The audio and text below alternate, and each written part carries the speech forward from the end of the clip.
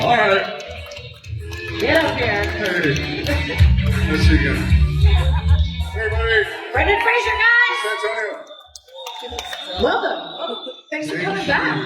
Pleasure. A second day. My pleasure. Your musical was so interesting yesterday. I had such a good time because, to me, you're just such an iconic actor. You've done so much. You're diverse. You're really gifted and creative and sort of accessible on screen. So I kind of want to take it way back to the beginning and find out, what is your origin story with acting? How did you get into the business, and was it something you always wanted to do?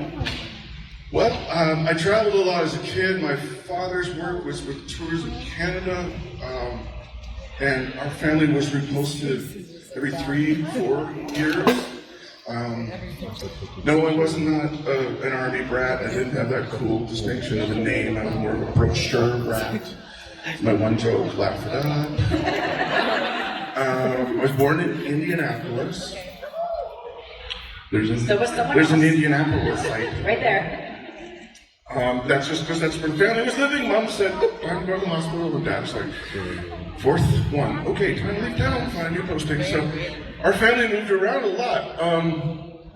I think that when you must reinvent yourself in a way with each new place you go to when you're growing up, when you're coming of age, it causes you to make choices that ask you to reassimilate or find a way to be comfortable in your own skin with new situations, new environments. And I guess it's getting too deep, but I don't know if that means you're going to become an actor. It's a possibility because you need to, you have to find yourself in new situations all the time. I had an interest in it from an early age, storytelling. I think it also is a way to feel as if you have a strong sense of community. Anybody who's ever tread the boards in a theatrical performance knows that it's life or death up there in some ways, and you feel a sense of accomplishment and connection with an audience through a ritual that comes from performing. And that's a real heady way of saying, gosh, it's fun, and I think I latched onto that early, and I like to think that as long as you keep that notion of fun in the work that you do, then you'll never feel like you're at work. There's a reason why a play is called a play. Absolutely. Well, actually, I was going to ask you played Brick in Tennessee Williams. I did. Yeah, and what was, I'm a huge Tennessee Williams fan as well, and so I'm just wondering, like, as an actor, what was that experience like for you? She's talking about a production I did in the West End probably 20 years ago. And I worked with Ned Beatty, who was fantastic as Big Daddy.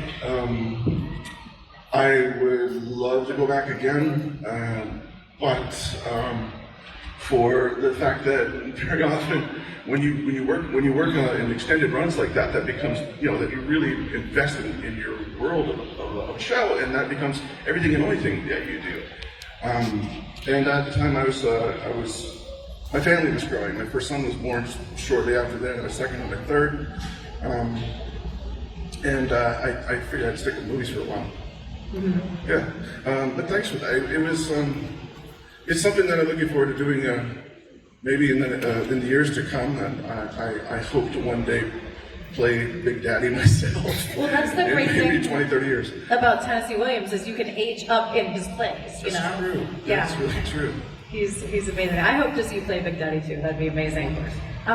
We didn't get through all our questions yesterday, so I want to make sure we try our best today. If you have a question, you can line up at this mic or this mic. We'll do our best. And then while they're sort of lining up, I want to know what, you know, the character Cliff and Robot Man was introduced in the 60s for Doom Patrol. What was your knowledge of the character or the origin story before you took on the role? Zero. So how did you research? Well, I read a lot of comic books. I watched a lot of helpful YouTube tutorials and videographers, that kind of thing. Doom Patrol, has anyone seen it? It's pretty out there. It's awesome. I know it's awesome. You're so twisted. I like it. My knowledge of it was just that, yeah, this was a property that was introduced in the early 60s, 62, 63, and depending on who you're talking to, and I'm sure there's a lot of experts in the house, Stan Lee might have had the idea for the misfits who don't want to be heroes but are compelled to, but they'd rather stay shut indoors and deal with their own dark psychological problems instead, because he went and took that to dizzying heights with X-Men. Yeah. So, a good idea is a good idea, so I think more is more. Doom Patrol, I believe, would have like 7 or 9 different comic book incarnations. And I believe Cliff was in all of them. Like, He was the perennial character that stayed through. The race car driver who lived his life recklessly, so much so that we finally met his fate, which was to crash his car, his brain transported into the broken down body of a robot that wasn't a real slick piece of gear. It was more like a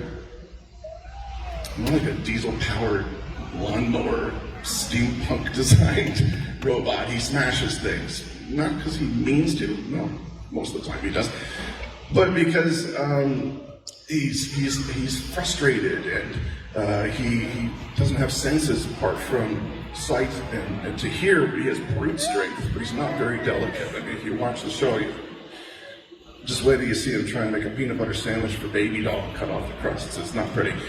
But Doom Patrol is going into a second season now. We start next, I think, 2 weeks from now. Yeah, we're in prep right now. That's awesome. Well, I can't wait. I can't wait to watch the second season. Hi. Who's there? Hi, I am Vanessa. I have one question. What are your hobbies in the forest? What are his hobbies? Yes. And his passions outside of acting, I guess? Yes. Okay. Sure, I pick up a camera when I can. I have a horse now. See, it was he's called Pecos. He's huge. Depending on who you're talking to or arguing with, he might be 18 hands, might be 17 hands, might be 19 hands. Depending on what's beard. He's a big horse. I brought him home from a project I did called Texas Rising, which premiered here in San Antonio at the Alamo, which was a privilege to open it there alongside Texas Rangers. Anyway, we shot this in Durango, Mexico, 5 years ago, I think. Yeah, and at the end of the run of the show, I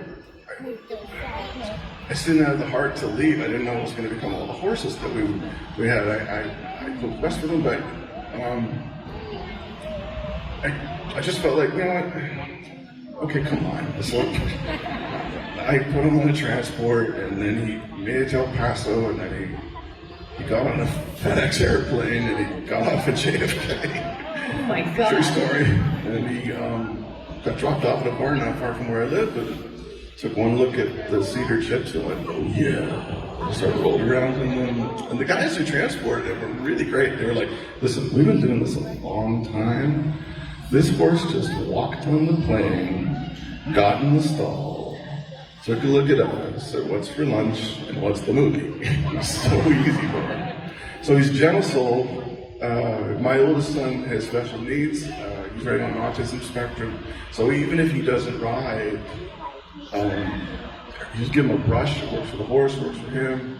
It's a win-win, and it's a good thing to particularly this breed as a Percheron, to give them a job. They feel, I don't know, maybe I'm anthropomorphizing a little bit too much here, but they feel duty bound somehow. I think they need to give them a task. If there's a kid on his back, he'll really take care of them. Shift, and if I'm on, he'll chuck me off all afternoon. I'm kind of like, what are you doing down there? Like, Jordan, man, get up, you look stupid. Anyway, so horses, thanks for your question. Yeah, thank you so much. I wish you all the best. Thank you.